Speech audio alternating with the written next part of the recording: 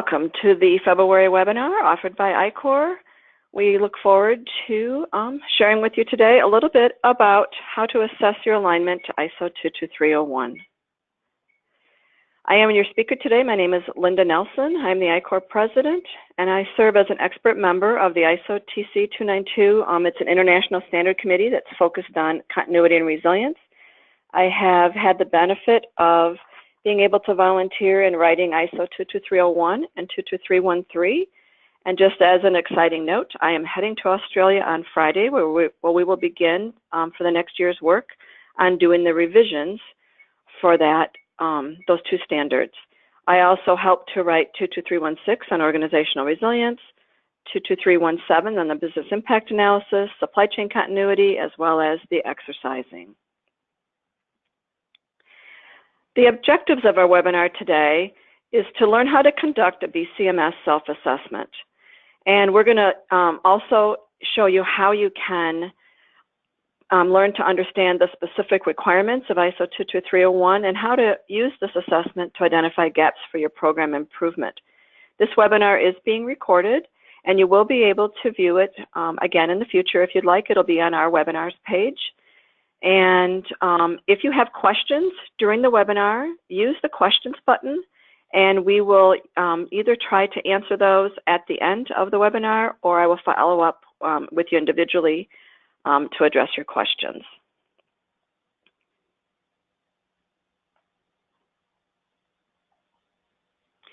So let's take a look at some of the questions that we're going to answer in this webinar. We're going to talk about how do we measure current BCM program capabilities. How do you go ahead and do that? How are you going to identify gaps for your program improvement? How can you self-declare conformity of your BCM program to ISO 22301 if that's something that you're interested in doing? And how will you know when you're ready for formal third-party certification? So we're going to start with a poll, and what we'd like to do is to have you identify which of the following best describes your role as it pertains to business continuity. And you can click on as many of those as that apply.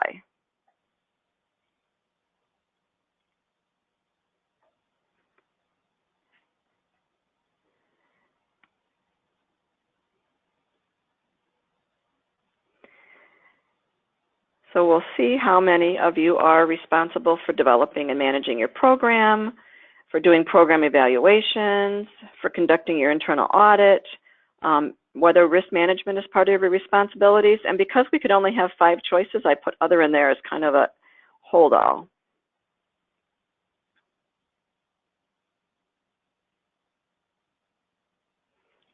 Looks like we've got about 70% voting. We're going to close it in about 3 seconds. So get your votes in.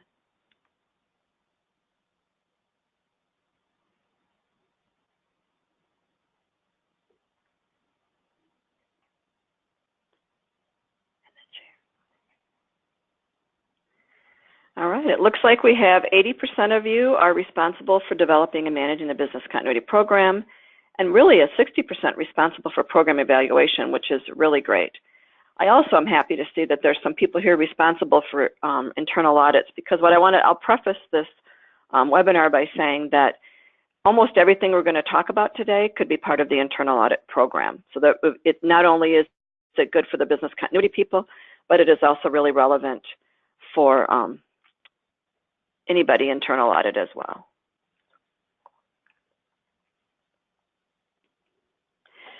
So there are 12 competency areas in ISO 22301 that you have to be able to show that you have met those requirements. So we've got context of the organization, and I'm not going to talk about each one of these in detail. I'm just going to be sharing what they are for right now.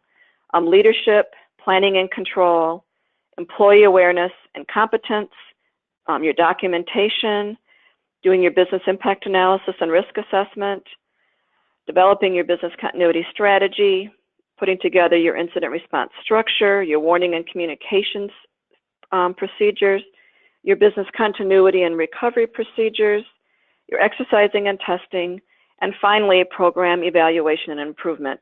And this is where we're going to focus our webinar on today, is this one competency area of program evaluation and improvement. Clause 9 says that we need to evaluate your business continuity procedures, and it says that your organization shall conduct evaluations of its business continuity procedures in order to ensure their continuing suitability, adequacy, and effectiveness. And then there's a lot of other stuff, but we're just going to give you the highlights of that. You can choose whatever methods that you want for doing this evaluation. And these are the methods that we're going to talk about here are some of the ones that are shared in the guidance document as examples of how you might do that. So the first one they talk about is quality assurance. Do the outputs of your BCMS meet defined requirements such as what you've put in your policy? So here is where, are you meeting the requirements that you put in your policy? Are you meeting the requirements that you've put in your procedures?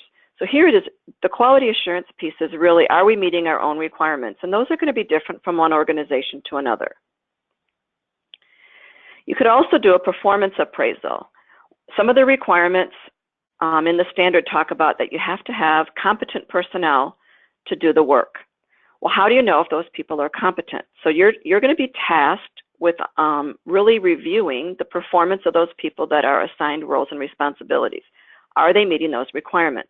And this would be people in the business continuity office, as well as people that are assigned roles and responsibilities within the plans. You're going to want to be looking at your suppliers. So do your key suppliers have a BCMS that meets your requirements? How do you go about evaluating whether or not they're meeting your requirements? So it's recommended that you do some sort of a supplier assessment or a supplier audit.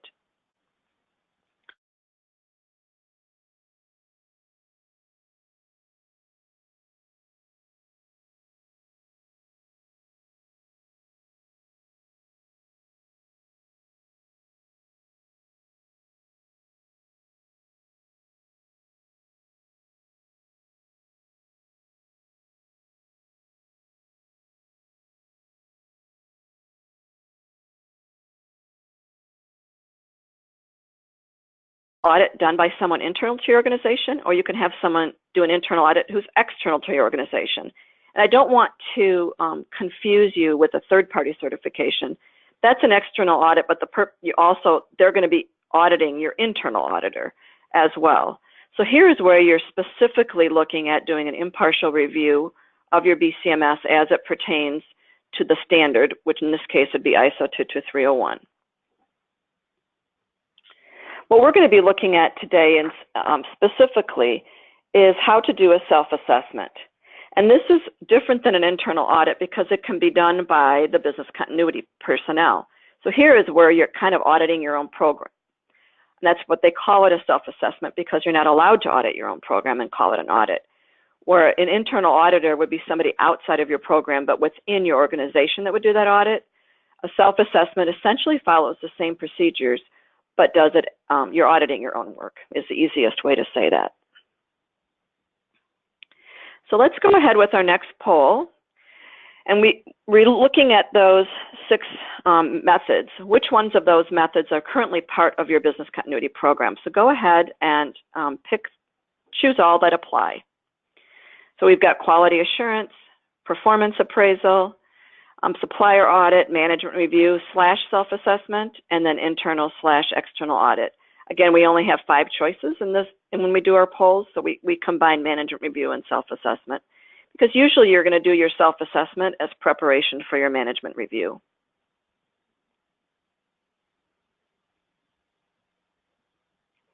What's really fascinating to see is how many people are currently doing a management review as well as an internal audit. Usually these are things that come with more mature business continuity programs, so congratulations to you that are already doing this. In fact, it wasn't really a requirement under the British standard before 2012. It was there, but not as strong of a requirement. We're going to give it about 3 more seconds. Looks like about more than 80% of you have already voted, so great job. So we had a tie in our responses with 83% of you already doing the management review, the self-assessment, and the internal external audit. And not surprisingly, 32% of you are only doing the supplier audit. What I'm going to recommend is, or maybe just offer an observation, is that this is probably the thing that the people do last. When we look at companies that have been certified for several years, we see them maybe not at the beginning doing supplier audits, but definitely as part of their continual improvement being required by the auditors to do supplier audits. The other thing that we think is the most difficult to get implemented is to have performance evaluations of people who aren't directly responsible for the business continuity program included in their annual performance evaluation. So getting that in their job description. So this is sometimes a place where organizations find weaknesses. So when you're looking at this, if you see that you have scored low on that quality assurance or performance appraisal or supplier audit, I would recommend that you put that in as part of your goals for future improvement.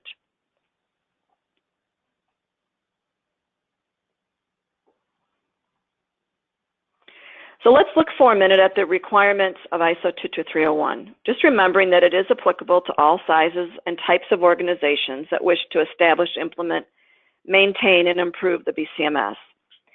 You need to be able to make sure that you have conformed with your own policy, that you demonstrate conformance to others if you're required to do so. And maybe you're doing this to seek certification or registration of your BCMS by an accredited third-party certification body, or you can make a self-determination and self-declaration of conformance to the same standard. And this is, again, where we're going to be focusing for the remainder of this webinar. So the self-declaration process, essentially you can say, we declare that our BCMS conforms with the requirements of ISO 22301. And your clients or customers can say, congratulations, or they can say, so what, or prove it to me. And this is part of the challenge. When you have a third-party certification body come in and review your program, your clients and customers have some assurance, have lots of assurance, that your program has been really scrutinized in a manner that they have then said that you're completely compliant to the standard. When you do a self-declaration, which you can do, it's not always as easy to prove it. And it's not always as easy for your clients and customers to feel assured by the fact that you are actually aligned. And I want you to think about this in two ways. If you had a supplier that said, we're self-declaring our conformance, how much would you trust that supplier? So think about it in both ways. What kind of trust are the organizations, your client and customer organizations have on you? And also, what kinds of confidence would you have if you had suppliers that gave that same statement? So for that reason, ICOR was asked to put together a self-declaration verification. This was originally done back in really 2010, before ISO 22301 was established. FEMA asked us to put together a self-declaration process for small businesses as part of their program for recognizing small business preparedness. And then what we found was that the process and procedures that we put together would work for any size organization. So we've expanded that to support organizations of all sizes and types. And this has been implemented globally. So instead of calling it a PS Prep self-declaration, we're now calling it the ISO 22301 self-declaration of conformity. And we had to use the terms ICOR verified versus ICOR certified because they wanted to make sure that it was understood that this was not a third-party certification, but was a third-party verification. So it's just kind of a word choice there. So it measures your alignment to ISO 22301. It helps you evaluate your business continuity program. It also helps you to demonstrate program growth, to your management team. It can also be used to perform the internal audit function. So there have been several organizations that are actually certified by third-party certification bodies, but because they didn't have an internal auditor function within the organization, they used the self-assessment tool to prove as their internal audit function. So that was interesting because they provided us with this complete application and did a document review for that, which fulfilled that internal audit function. And I'll talk more about that in a little bit. It also presents findings at management reviews, so you can use this as a way to talk about your program. And it does provide measurement of readiness for a third-party certification audit. So if this is something that your company is considering, but you don't want to spend the money on it if you don't know if you're ready, it's a really good way for you to say, you know what, our scores are meeting all the requirements. I think we're ready to seek third-party certification. And you can show some readiness to this to your management team as far as a recommendation. Let's look next at the self-declaration verification process. We have really almost 1,000 companies now that have completed the self-assessment. And this is really just being done on their own. They use it on a regular basis to self-assess their program, and they've left it at that. Other companies have gone to the next step, which is complete the online application, which includes submitting biographical data, as well as submitting some BCMS information. And then the last part of that process is a document review. And this is where you have to share some documents about your program. So you have to give a sample policy, a risk assessment report, BAA report, one of your sample plan documents, and then either an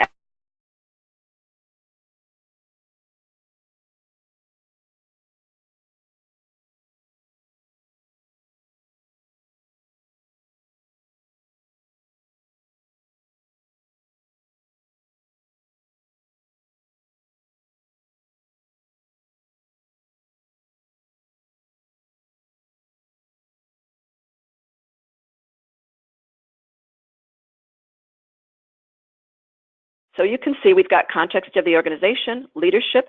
We combined Clause 6 on planning and Clause 8, which is also a planning piece under Clause 8.1. We combined those because they were very similar. We also combined Clauses 7.2 and 7.3 on employee awareness and competence. When we have Clause 7.5 on documented information. You have your BAA and your risk assessment. You have your business continuity strategy. We included Clause 8.41, which is general information about business continuity procedures, as with the incident response structure. Under Clause 7.4 and 8.43, there's a lot of information on warning and communications. And in fact, with the revision of 22301 and 22313, we're probably going to be combining those two clauses. So you'll see those as one set of requirements versus two sets of requirements that are kind of duplicative. And then we have the final business continuity and recovery procedures, doing your exercising and testing, and completing your 9 and 10 with performance evaluation and improvement. One of the things that we were challenged with when we put this together for FEMA was to keep it simple. So most maturity models are made up of either 5 or 7 different levels. And in fact, there's even a standard on how to do a maturity model. So we used that reference. But when we did that, FEMA came back and said, this is too complicated, make it simple. So what we did, we ended up with 3 levels. And I am really pleased with the fact that having those 3 levels really helps you when you're doing your measurement and deciding, have we done it or have we not? It's gotten rid of some of the gray areas between one level and the next and made those levels much more clear. So let me go to level 1. In fact, let me go back 1 second. I forgot to talk about, you're going to have a minimum scores. So getting a perfect score, you'll get 100% on level 1s, will give you a score of 3. So if you got 100% on all 3 levels, you're going to get a perfect score of 3 when we aggregate that. And in order to say that you are fully prepared and use this self-assessment tool to say that really you're ready for third-party certification, you're going to want to have a maturity model score of 2.5. So we're saying that you don't have to be perfect, but you have to be close. And you have to, on these individual competency areas, not have a lower score than 2.0. So you might have some 3s and you might have some 2.0s, but overall you need to have a 2.5 in average. But you might say, you know what, I don't think we're comfortable moving for third-party certification until we have 2.5 or higher on each of these. And that's really up to your discretion. These scores are here for guidance for you to help you make some decisions. So now we'll go ahead and move to level 1. And I'm not going to read all of this text. In fact, I'm going to minimize it in a minute. But level 1 is essentially a project approach. You've got business continuity in at least one area of the organization, but there's very limited scope. You don't have any internal audits being done. You're not doing a lot of program evaluation. You might have some self-assessment, but you don't have management review included, for example. So that program evaluation piece is still very weak. So there's several parts to using this tool. Number one, you're going to see that clause, here's our competency area, that's the context of the organization. Then we've referenced the actual clauses within that, or the subclauses within that, to tell you what is it that we're looking at. So here for clause 4, we're looking at the purpose of the organization's BCM program is documented and the objectives are articulated. You're going to go ahead and give yourself a score here, and we've given you some instructions. So those little red triangles, if you hover over them, they'll give you some guidance. You can say we've got the documentation is defined, or no documentation found. If you don't have this, you probably can't go any further, so I would be surprised. This is a basic requirement that you have a program, and you've got a purpose for your program.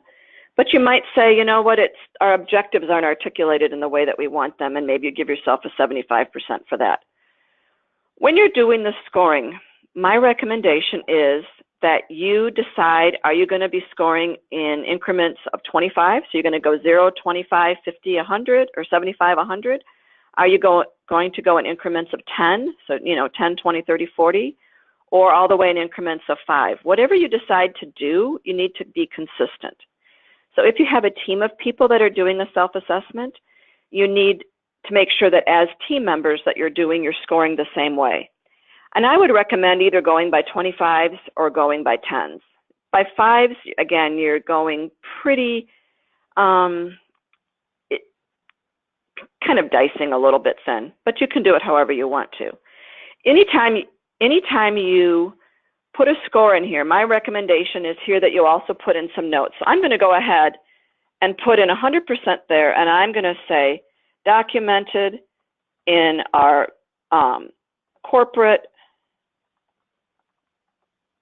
BCM policy. And here you could even say, line whatever, clause whatever, or page whatever. The reason I'm suggesting that you put some notes in here is that then when you've done this review, you have a reason for why you've given yourself that score. And also, if you're using this maturity model self-assessment as part of your third-party certification audit, or even as a report that you give to your internal auditor, whoever you give this to can go right through this documentation and not challenge your scoring, because you've documented as to what you have done and why you've given that score. So for example, under 4.21, it says, give yourself 100% if all interested parties have been identified. If not, give yourself a score. So I'm going to give a score here of 75% and say that not all of our supply chain, I'm going to say vendors for want of something else. Not all of our supply chain vendors have been included in our list of interested parties.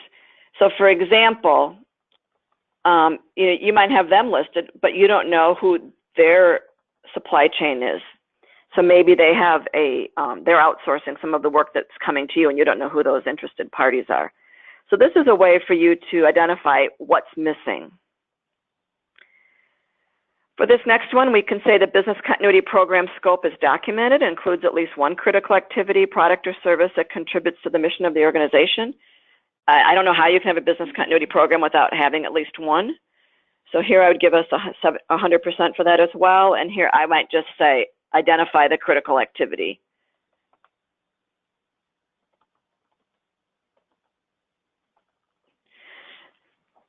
So if we go back to our scorecard, you can see that we've got a score for level 1, and that automatically updates. So just to understand how level 2 works, we're going to go ahead and look at context of the organization for this one as well. We obviously don't have time to go through all of these, but I want to be able to go through a few of them with you. Level 2 is more of a program approach. So you've got a larger part of the organization. You've got a governance program. You're mandating at least limited compliance to a policy, your practices and processes. Responsibility for the BCM program has been assigned, and those with responsibilities are providing that governance. You've got some business continuity plans, and they're updated routinely based on the results of self-assessments and exercises. So here you can see, and this is where I think that most people who are doing a self-assessment are going to be in the program approach. And I just want to make one comment. You can't do a self-assessment if you don't have a program. So it's not going to be a tool for you to use if you don't already have a program established. This is really to be used if you have a program. So I'm going to go back to level 1 for a second and just identify that. If you don't know what your program's purpose is, you probably can't move forward. And if you don't have a scope of what your program is that includes at least one part of the organization that's critical, you probably don't have a program. So I would not use this tool, and I would not do a self-assessment until you have a program in place. So let's look at level 2, the context of the organization. Here we're looking at a little bit larger group of internal, when we're looking at our purpose. So here it says external and internal issues that are relevant to its purpose and that affects its ability to achieve its intended outcomes are identified and have been taken into account when determining the scope of the BCM program. So let's look at our guidance here. Here it says, review the documentation of the external and internal issues as described in ISO 4.1 in the guidance document. So here we're saying, go to the guidance document. They give you some detail here. And then decide, have they all been taken into account when determining their scope? And really the question becomes, to what extent does the scope include relevant external and internal issues? So you might be asking, what the heck do you mean by external and internal issues? In this aspect, we're talking about really your risk assessment piece. So what are those things externally that could happen to your organization? Have you considered those things? And if that's part of looking at in your risk assessment process, you would say, yes, we have done that. But a lot of people have missed the internal issues. What are your internal risks? What are the risks that your program is not successful? Is it lack of leadership support, lack of funding? You don't have enough people to actually do the work. You can't get people to update their business continuity plans, so your plans are out of date. You're unable to get your exercises running on a regular basis and be rigorous enough to actually test their capabilities. So here's where you have to look at both external and internal. So before, with level 1, we just said that you've documented your purpose and you documented your scope. Now we're saying, as part of that process, have you considered your external and internal issues? So here I'm going to give us a 75%, and I'm going to say, have completed in most locations, and of course I'm typing in front of you, so it's going to be harder to type correctly, but not in our Asia office. So here I'm just discerning that it's been done in most places, but we're still a little bit behind in one of our offices. And this is another way that you can use this tool. I've heard of it being used a lot by people who are trying to make sure that their global business continuity program is being rolled out consistently. So they'll do a self-assessment by location and be able to say, okay, our U.S. location in the Northeast is doing great. Our U.S. location out in the Southwest is missing a few things. Our European location and our Asia locations are somewhat prepared, but not as prepared as maybe some of our other locations. So being able to do a comparison by location is also really helpful. The second requirement says that the organization's activities, functions, services, products, partnerships, supply chains, relationships with interested parties, I'm going to take a breath, and the potential impact related to a disruptive incident are identified and documented.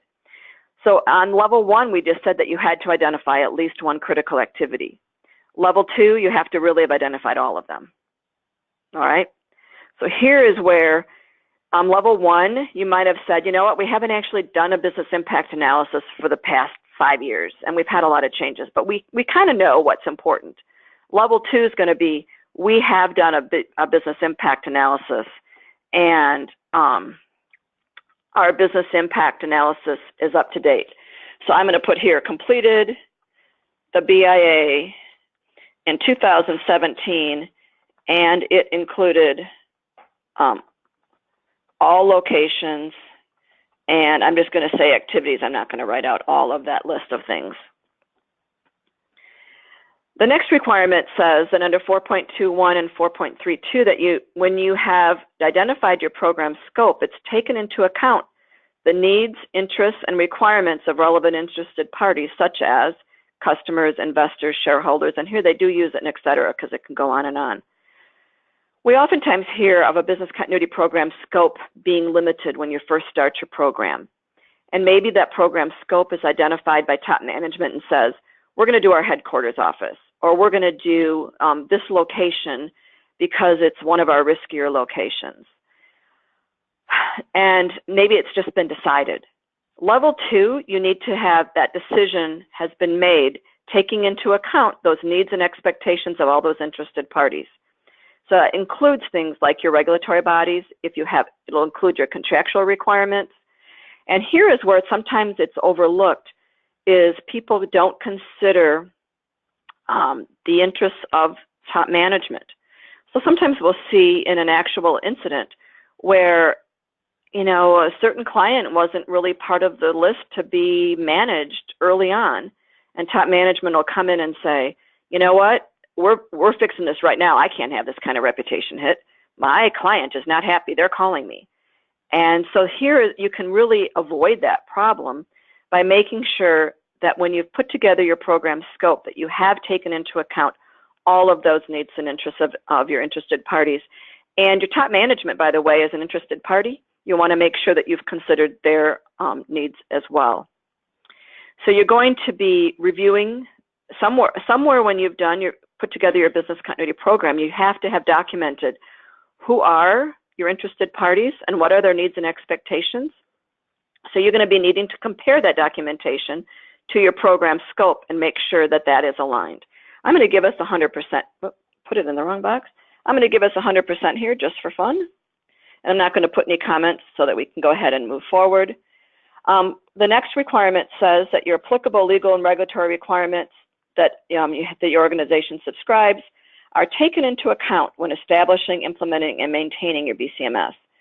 If you don't have any legal or regulatory requirements, you can just put 100% in there. If your legal and regulatory requirements are considered on a regular basis, give yourself 100%. But if you're not sure, give yourself some other percent. I'm going to put 75% here, and I'm going to say haven't been reviewed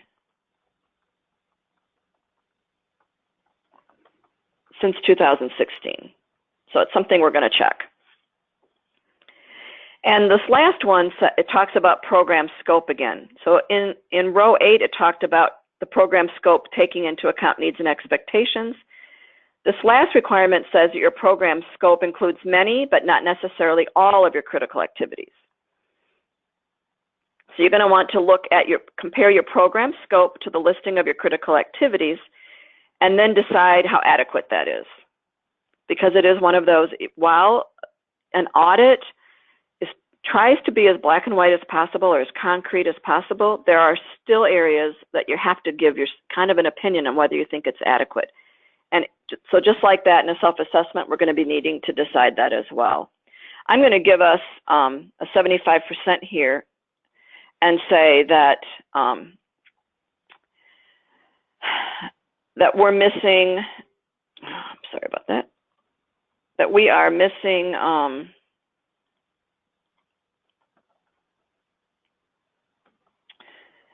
one new product that came on the market.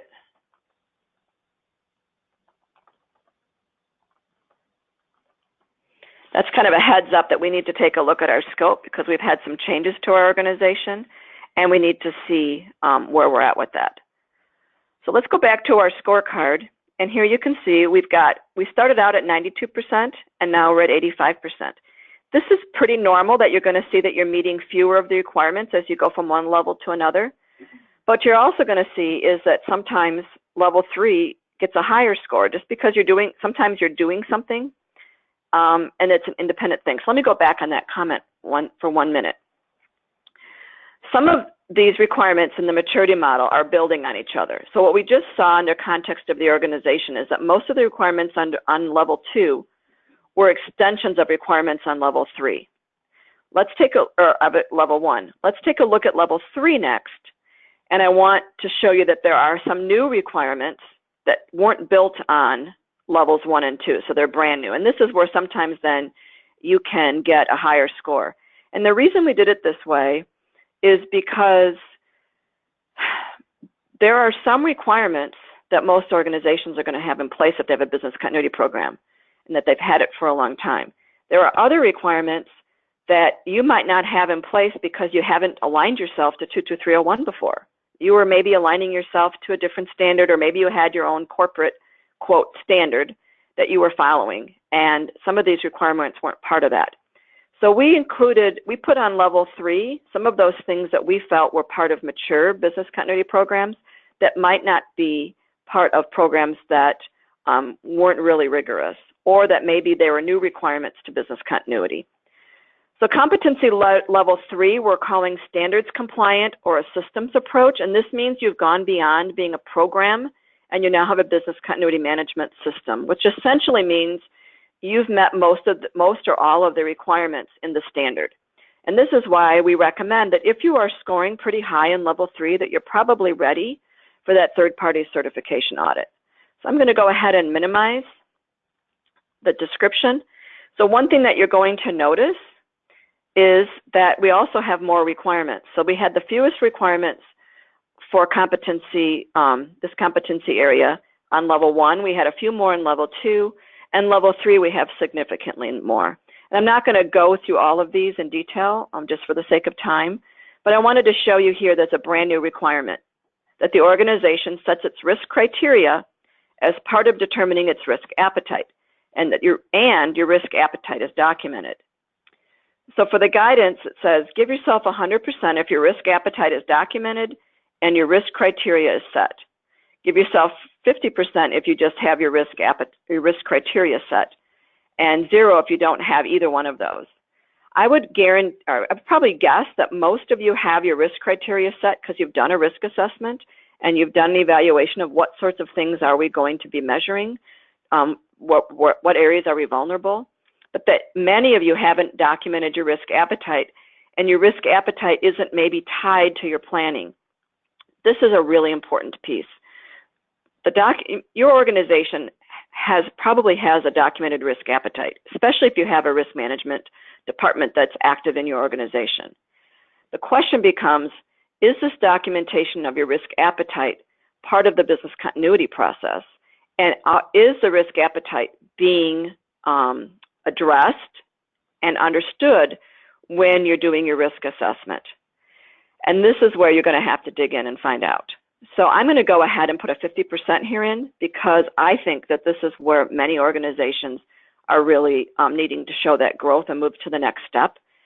And I also want to address that I believe when the new standard comes out, and that'll probably be coming out in 2019, we think sometime during 2019, that there's going to be some guidance about risk appetite in 22313. It says you have to do it under 22301.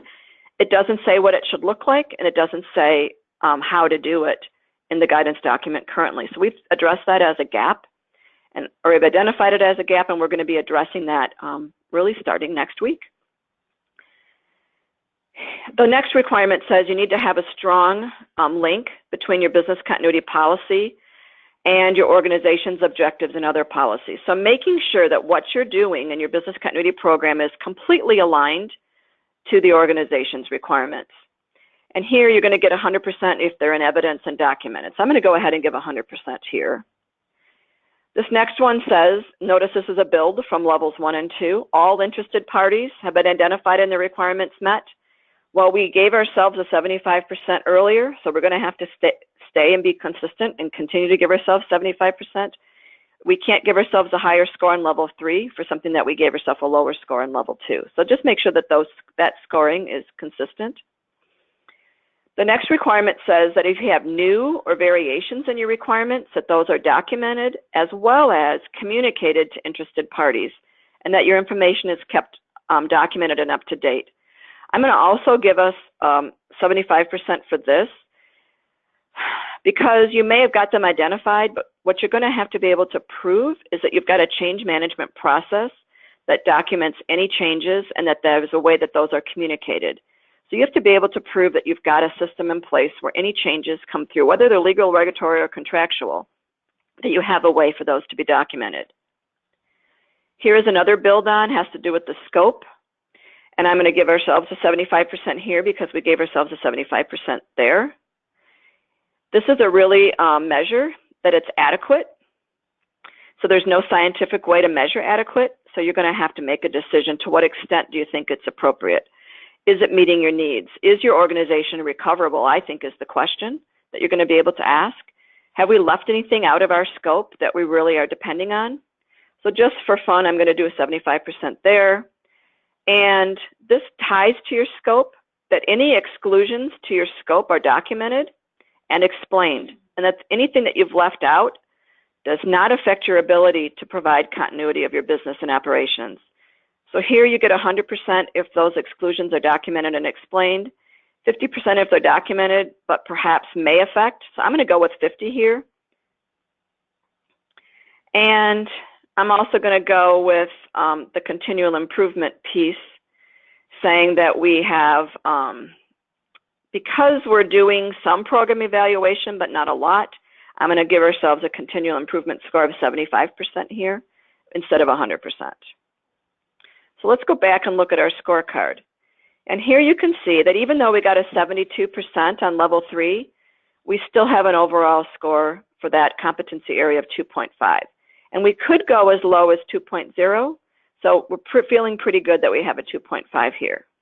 And because we've only done one competency area, our score, overall score, is of course only 2/10. So you're not going to get that roll up until you have completed all of those.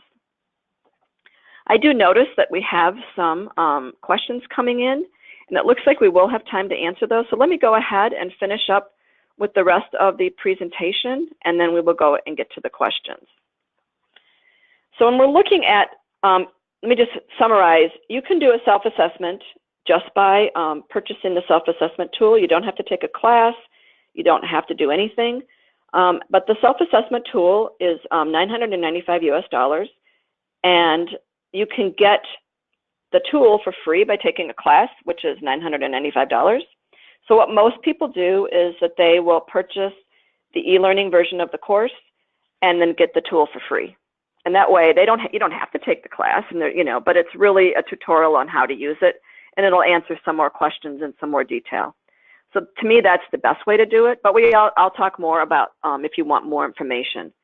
But the second part of this is, if you want to have your business continuity program ICOR verified as part of your self-declaration, there is an online application. And believe it or not, there was a standard for how to do a self-declaration. So we followed the requirements for that standard. And you are required to identify, essentially write your declaration of conformity. What is it that you're declaring? And then the person or the company that is doing that declaration, you're going to put down the name of the company and the address of that company. And then the person who's actually making the declaration, what are the qualifications? So you probably want it to be somebody in senior management, somebody who's on your executive team, or it could be the business continuity person responsible. It could be the internal auditor. Nobody's going to challenge the qualifications. They just want to see that the person's competent to be able to make that self-declaration. Here you're going to be, it's kind of redundant. So like I said, we had to follow a standard. So a little bit of this is redundant.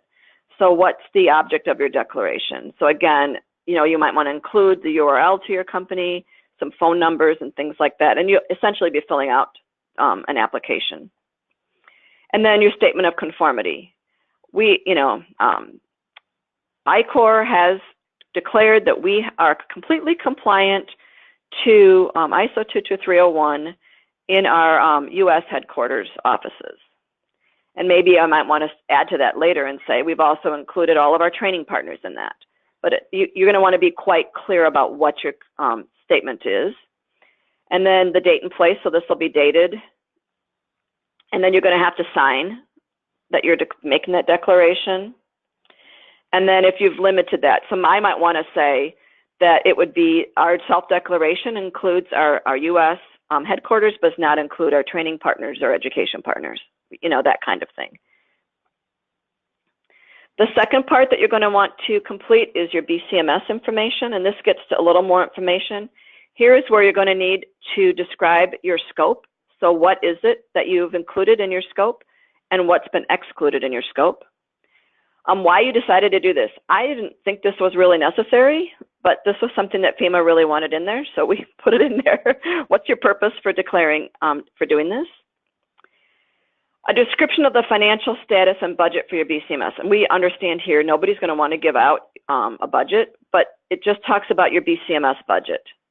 And you could even write it in terms of what percentage of the BCMS budget, what percentage of that is the overall budget of your company. So understanding that this gets a little tricky here, but we had to see is, are there adequate resources for your program? And there's no way for us to see that there's adequate resources unless you provide us some sort of information about how it's funded.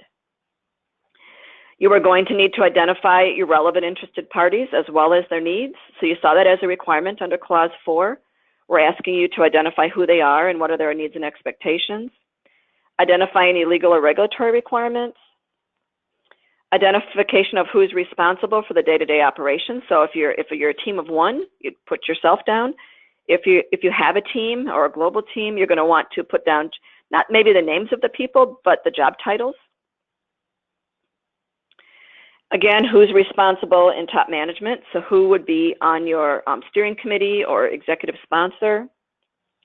And then what are your business continuity objectives? So this is all part of the application. The last piece that I actually didn't include in here on a slide goes back to what we talked about earlier, which is you're going to need to share some documents. So here is where we have a minimum set. So you have to share us 5 minimum documents, and that would be a business continuity policy, your most recent risk assessment report, your most recent BIA report, a sample plan document, and either an exercise report, an audit report. You could do a management review report, just anything to show that you've done an evaluation of your program. And if you want to, you can make those documents, remove the information about your company, because we're going to have our internal auditors here, or auditors that have been certified by ICOR, be reviewing those documents, and they'll be doing those separately. So one auditor will be reviewing your online application documents, or online application, and another auditor will be reviewing the plan documents, or those document reviews. So therefore, you don't have to worry about, what do I want to say, your people sharing information. We also have them sign an NDA, so that way they're not sharing information. So the 3 parts of it, you have your online application. Don't submit your self-assessment until you've got an overall score of 2.5 or higher, and also the documents that need to be reviewed. Your self-declaration is valid for 3 years, just like a third-party certification, and you will get a certificate. You will get this mark here that you can share and put up on your wall. And understanding that your self-declaration is really a good measure of readiness for third-party certification, but you're doing it at a very, very low cost. So you can find more information about this on our website as well. So let's go ahead and finish up with our last poll, and then we're going to go ahead and answer some of your questions. So what extent does your leadership support BCMS performance evaluation and improvement? And here we're just going very supportive, supportive, or not very supportive. Kept it simple.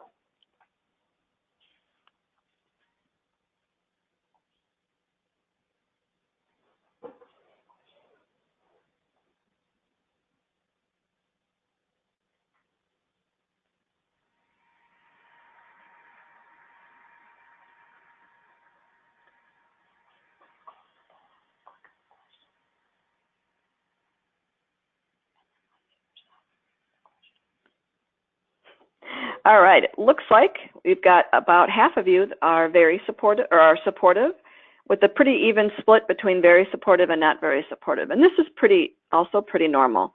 And this is where you can say, you know what, I need to gain support from my top management and doing this program evaluation. And so part of conducting a self-assessment of our program might be a way for us to get that communications going or improved, because using this tool can give you a way to communicate to top management.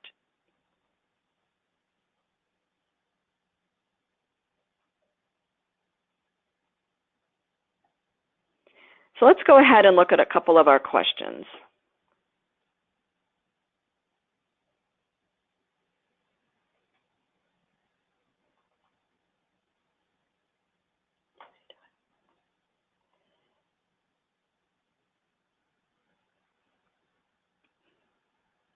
So there was a couple of questions. The first one says, is this the tool in your ICOR training, BCM 4000? And yes, that is correct. So this would be the tool that's included as part of that e-learning and course. The second question is, on level 3, is the risk appetite out of the BIA? You know what? The risk appetite really comes from your organization, and it can. We have done a whole webinar on risk appetite. Actually, it was a presentation at Continuity Insights last year, and I think we have a webinar on it, but let me just make sure. The risk appetite is set by top management. They're going to decide what kinds of things you're going to tolerate and what you can't. And if you already have a business continuity program in place, you're going to be able to see that by what strategies they've chosen for you to implement. You've given them let's say that you give them 3 choices in order to mitigate some risk and vulnerability, and they pick, the lowest one, the one that doesn't really do as much. You have an idea what their risk appetite is, that they're willing to accept a lot of risk. So what I like about the risk appetite, and I think it's such a driver for your business continuity program, is if you have an understanding of the organization's risk appetite overall, as well as, I would imagine that you're going to have different risk appetites by different critical activities in your organization, that your risk appetite statements, I'm going to say statements, because you should have different risk tolerances for different parts of your organization for what it is that you do.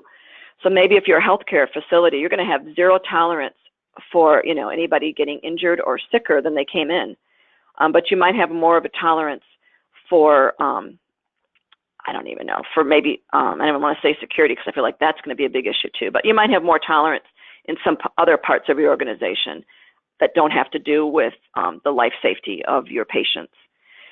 So I would say that you're going to use the information, the risk appetite of your organization to help you mitigate the risks to your organization, as well as in the identification of your strategies. If you're doing your risk assessment and your BIA as one activity, and you're doing that together, you might be able to generate some risk appetite statements. If your organization hasn't actually got that documented, to me, this is a really good first place to go and talk to your risk department, or even just talking to the steering committee about what sorts of things can you tolerate and not.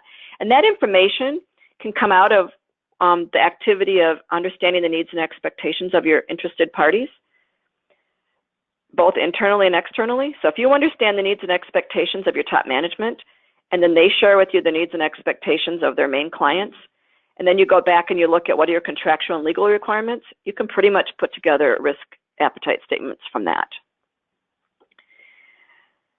So it looks like those were the last of our questions. So let me go ahead and close those.